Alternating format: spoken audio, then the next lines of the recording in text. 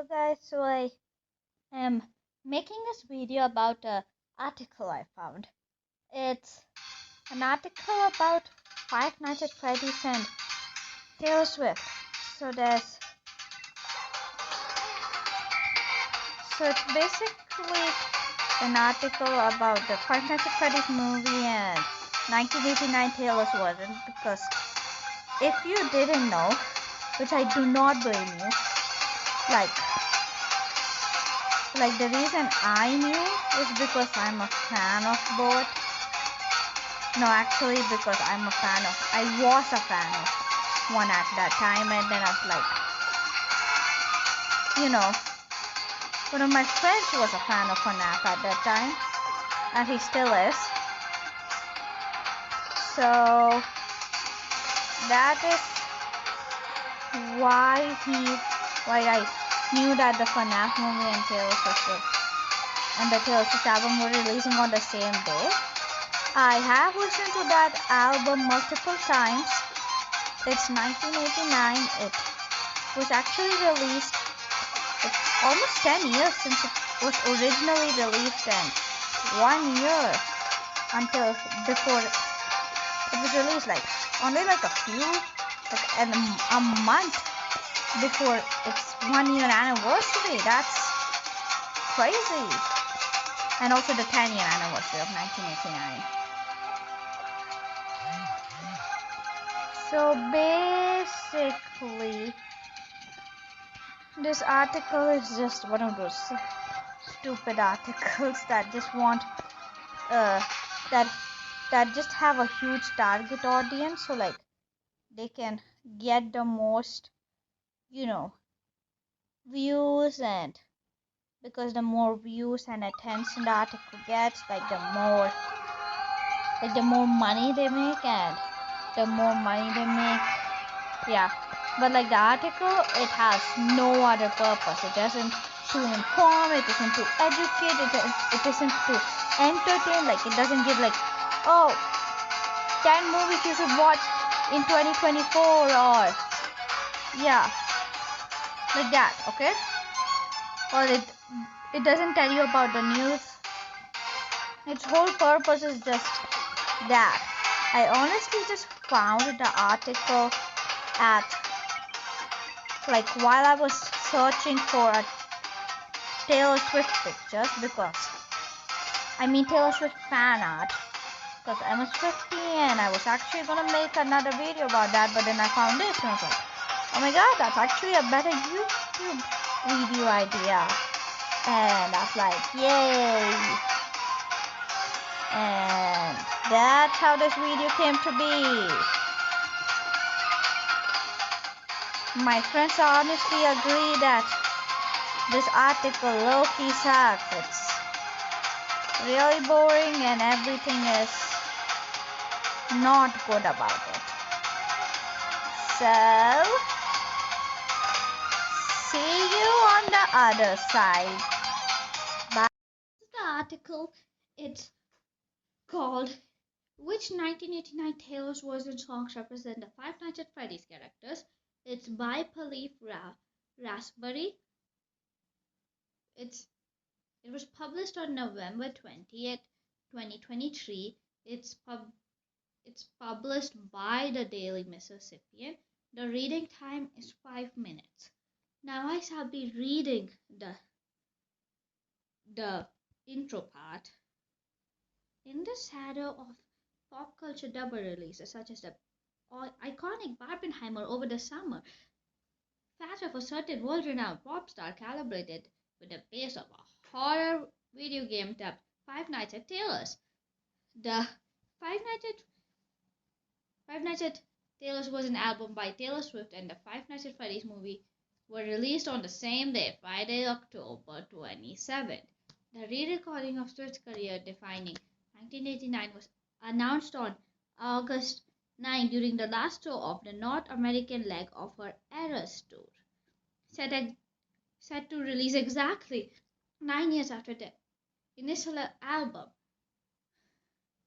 The re-recording includes 5 new tracks from The Vault, a film adaptation of the Five Nights at Freddy's video game franchise was in development for years. The movie features a eclectic cast of Josh Hutcherson, Matthew Lillard, and Elizabeth Lill. Wait, I just realized that Josh Hutcherson was actual Mike Smith's guy that was in the whistle meme. I actually didn't realize that for the whole video, but I realized that after I was quote unquote done, but then I have to re-record this. Yeah.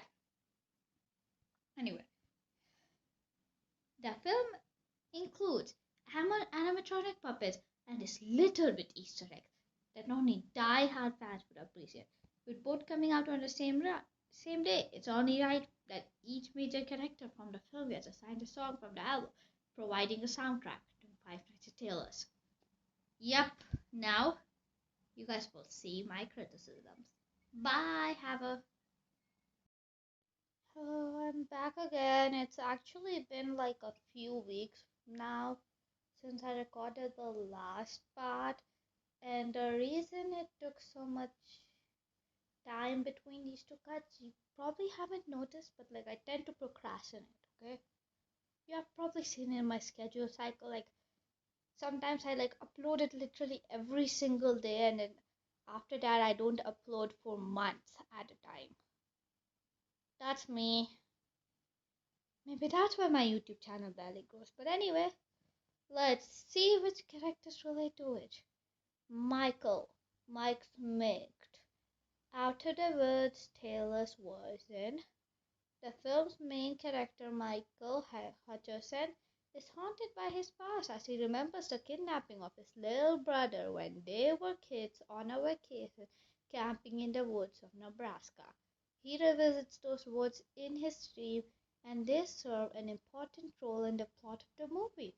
Those lyrics, the lyrics touch on the anxiety that arises from facing certain memories, which definitely triggers the struggle then Mike goes through. Are we out of the woods? Are we in the clear yet? Can allude to the setting of the woods that he can't escape from his childhood.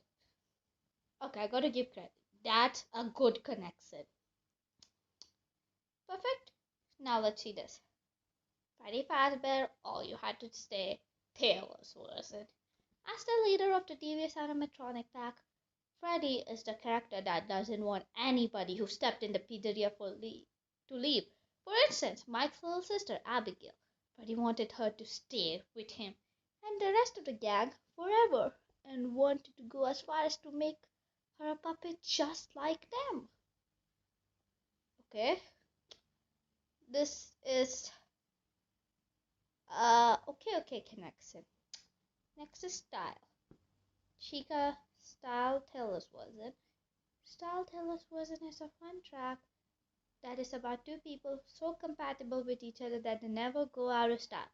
Because their relationship is timeless, this can reflect Chica's bond with her cupcake companion Carol, as they are a chaotic murderous team and they both depend on each other. Actually, it's about how I think it actually just predicted Taylor Swift and the guy that she wrote style about, which is theorized to be Harry Styles, because they both literally when they go crashing down, they come back every time. Because yes, look at it. And I think it relates to William more because there's a literal lyric that says, when we go crashing, now we come back every time because we never go out of style. We never go out of style. Okay, now let's see this. Bonnie. Bad Blood Taylor's was it.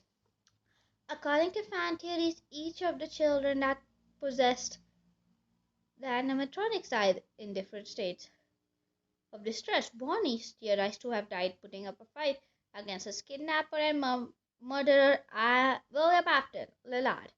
The lyrics of Bad Blood signify the problems that an individual has with an adverse figure, referring to backstabbing scars and being haunted by the ghosts of people you've wronged.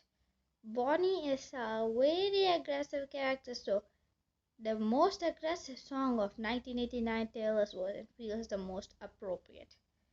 Isn't the most aggressive song of 1989 Taylor's version? Yeah, that is, but like, it isn't about the problems with the adverse figure. What does adverse even mean? Let me just see.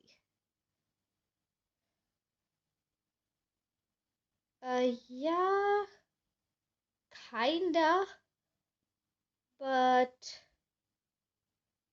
I don't think it's a okay thing. Okay, it's okay.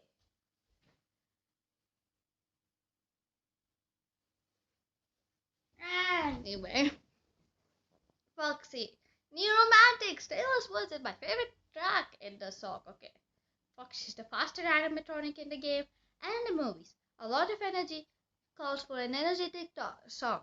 New Romantics is New Romantics Taylor's Version is one of the most fast-paced, dancier song of the album. It's about freedom and finding unconventional ways to love.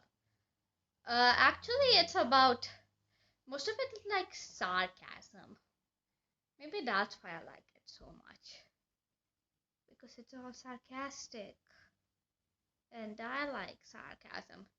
And the connection is bad. Like, just because the song is fast-paced, it doesn't mean it relates to Foxy. I will just show you the lyrics and I'm gonna try looking for a single lyric that relates to Foxy, okay? If I find a single lyric that relates to Foxy in this song, then I'll just take back the clothes. Abigail Smith, Wonderland Taylor's version, being the only living child character in this movie, Abigail deserves a song that captures the childlike wonder she possesses. She draws pictures as a form of emotional regulation and has the ability to see things that others can't. Wonderland Taylor's version features the magical world from Lewis Carroll children's books. Didn't it tell us not trust to think? Didn't you flash your green eyes at me? Didn't you think you heard what you heard? Haven't you heard what becomes of curious minds? Parallels when Abby discovers the animatronics and befriends them. Okay, it's a okay connection yet again. Like the best connection so far is the Mike's mixed and out of the woods connection. William Afton, blank space. Okay, a twisted song about Taylor Swift playing into her serial dater image as a perpetrator to murder she gets to get in relationships. Similar to Taylor, in this track, William collects kids the way she collects men into stuff. into stuff and animatronic suits.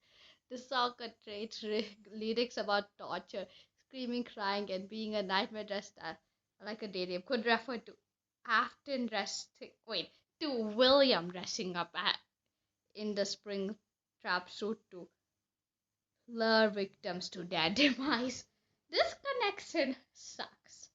It's like the new romantics connection. Like, it's just funny.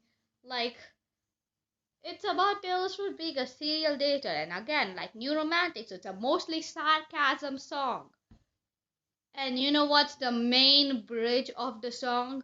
Boys only want love if it's torture. Don't say, don't say I didn't want ya. And it sounds more like something Cassidy would do. Like, yeah, I get the like serial dater and serial killer connection, but like Taylor Swift is just making this song playing into the stereotypes that the people in the world have set for her. And William is the cruel serial killer. Like, I don't think there's any connection at all. Vanessa, I know places. Taylor's wasn't. Vanessa Yale is the.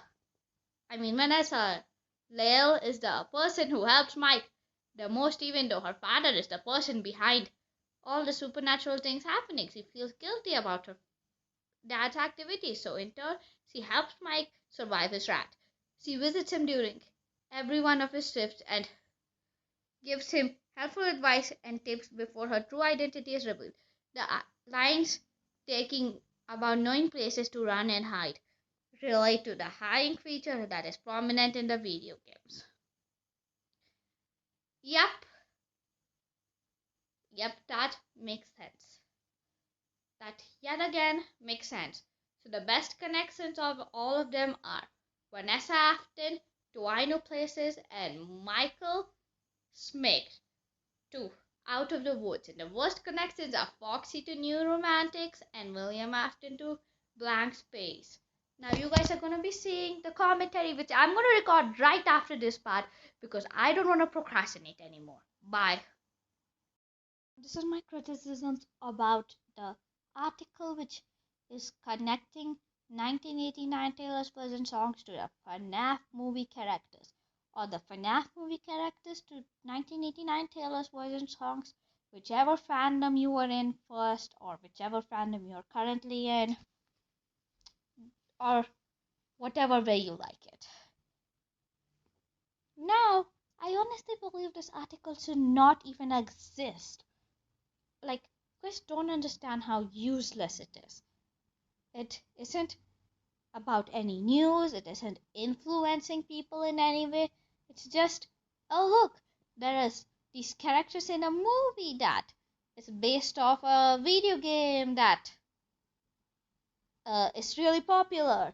And this is an album that came out on the same day of the movie, which is a re recording of a popular pop star's most influential album. Yeah, it's just trying to get a lot of attraction and all. And I guess I'm giving it exactly what it wanted, but sometimes you should just talk about it and make sure that more useless articles like this don't pop up in the internet again. I seriously found this article when I was just looking for 1989 Taylor's version fan art because I wanted to make a funny satire video about Taylor Swift and my relationship with the fan base because I am a Swiftie and I'm proud to be a Swiftie. Enough of my yapping and let's get into the criticisms. So, my first criticism is the connection that they did with Foxy to New Romantics, okay? So, Foxy, okay? Foxy is a pretty well written character, okay? He was a part of the kid inside Foxy was a part of the missing children incident. He was one of the 5 kids that was murdered by William Afton, both in the books, in the books, the movies, and the books and the games. Like, why am I? Anyway,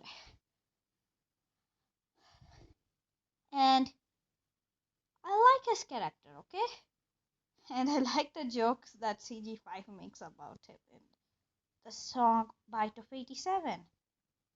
Yeah, and oh my god, I want Interest to Impress. So, and New Romantics is like a song which is like Taylor Swift has made like it has like a satirical song about her like we saw of a different color letters, trust me mine is better. It's basically like about the terrible things they called her. The best people in life are free. Does Foxy look free to you? That's like the main lyric. Foxy ain't free. And I don't think Foxy would even say that satirically. Okay? Because it's about like Taylor Swift being like, oh yeah, I get called terrible things and I actually enjoy it. No. The song, no, Foxy does not relate to New Romantics. Period. Now, the second problem, the connection between William Afton and blank space. Okay, so again, Taylor Swift intended Blank Space to be a song about her rumors. Like, people were like, oh my god, she dates too many guys, and then like she was like, okay, and instead of like being like, oh, I don't date any guys, she decided to create that masterpiece of a song, which is the first Taylor Swift song I listened to, by the way. Actually, it was the first Taylor Swift song I listened to. And it still remains a masterpiece to this day. But like, honestly, I like the character of William Afton, okay? Well, I don't call him well written because by the amount of times he came back, he is not even a human or an animatronic anymore. He's just a god at this point because like he came back so many times. And I don't honestly think it relates that much because there's a literal part in the song. It's like, boys only want love if it's torture. But uh, does he relate to that? No, he doesn't. So it's gonna be forever or it's gonna go down in flames. Sounds more like a line Henry would say. So it's gonna be forever. That's gonna go down in flames. You can tell me when it's over. Yeah. Why would William ask when it's over? He's literally the guy that always comes back. Doesn't he? If you don't agree, the Fnaf fandom is after you, by the way. Like, there's no other choice. The Fnaf fandom will be after you. Because William Afton always comes back. Now, enough of that rant. Another problem.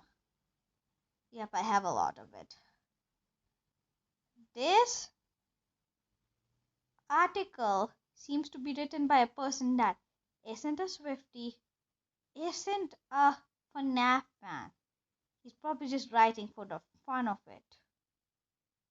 And that ain't fun. Okay? And that's all. Have a good day. Enjoy your life and don't worry too much like me. Bye, guys. Have a amazing rest of the day and see you in the next video that hopefully after this video is done, which it should be by today. It should be uploaded tomorrow because I already uploaded a video today. It's a dress to impress video and you guys probably saw it before I uploaded this video. Bye.